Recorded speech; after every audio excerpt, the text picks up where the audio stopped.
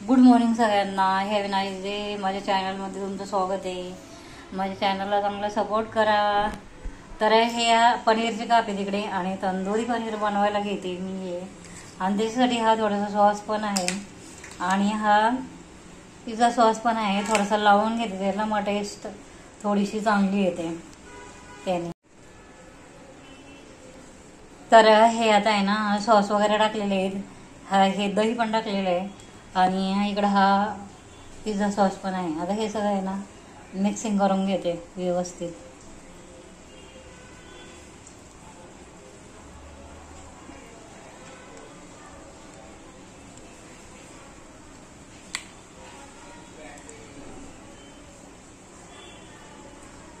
आणि हे 10 मिनटं आहे ना असेच ठेवून द्यायचे.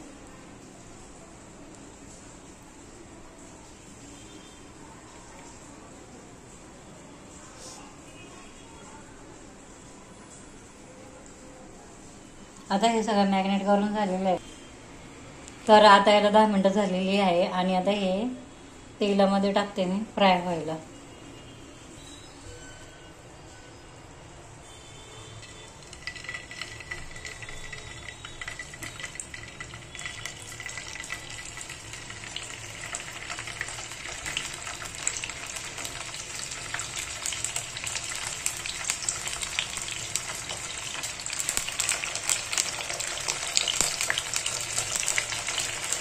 एकदम पटापट होईल असं हे सगळं.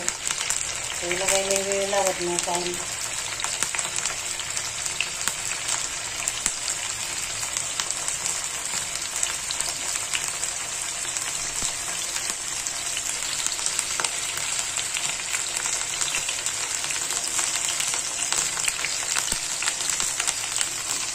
आता हे शिमला पण याच्यामध्ये आहे ना मी थोडा फ्राय करून घेते. इकडे जागा आहे अजून याच्यामध्ये ठेवायला.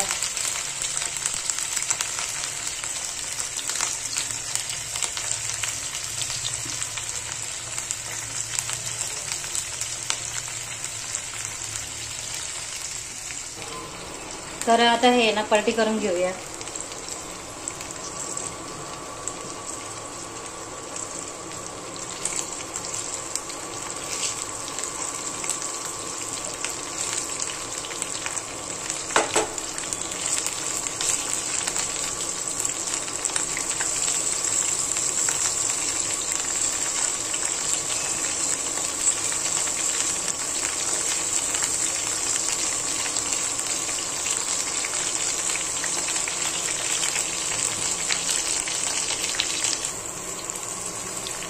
आता हे सगळं आहे ना काढून घ्यायचं एका डिशमध्ये.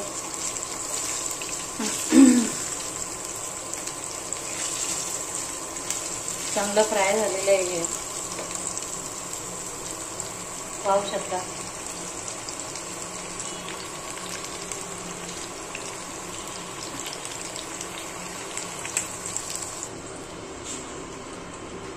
आता आहे ना हे कोबीचे पत्ते टाकते मी तेलात फ्राय व्हायला.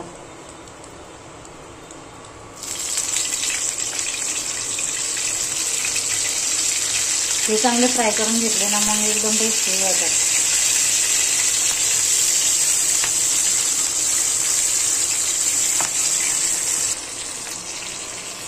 तर हे कोबीचे पत्ते आहेत ना असे भाजून घ्यायचे आणि ते भाजून घेतले ना तर अतिशय टेस्टी होतात. तेल उडतं थोडं थोडं.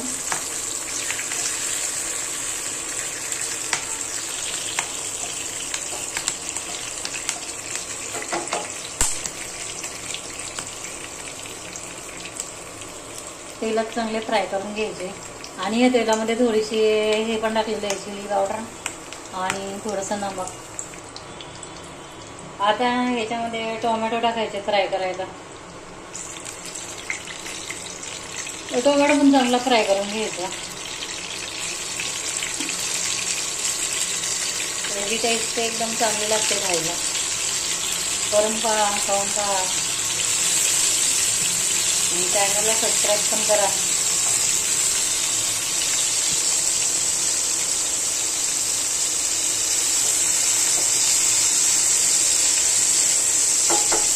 पाहिजे तर याच्यावरून थोडंसं अजून आपण चिली पावडर टाकू शकतो. नमक तर मी टाकलेलं आहे ऑलरेडी.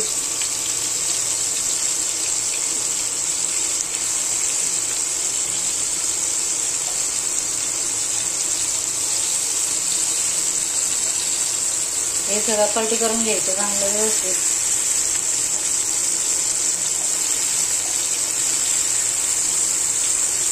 आणि हे ना एकासोबत खाऊ शकतो आपण. पुदिन्याची चटणी ती बनवून ठेवलेली आहे. पुदिन्याची चटणीची पण रेसिपी मी दाखवेल.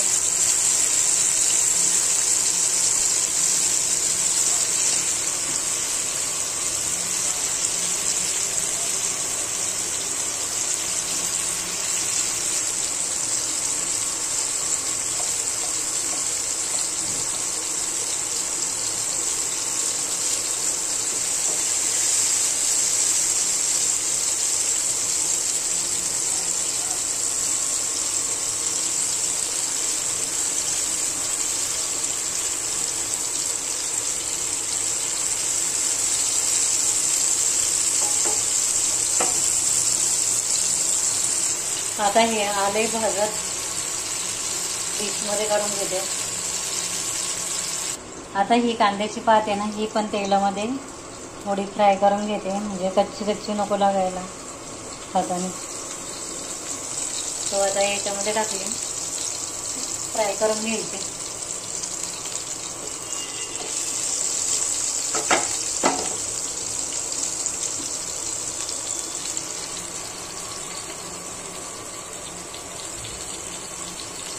आता ही पण हलकीशी फ्राय होत आलेली आहे. तर हे आहे तंदुरी पनीर, आणि हे तुम्ही पुदिन्याच्या चटणी सोबत सुद्धा खाऊ शकता. तर कसा वाटला व्हिडिओ?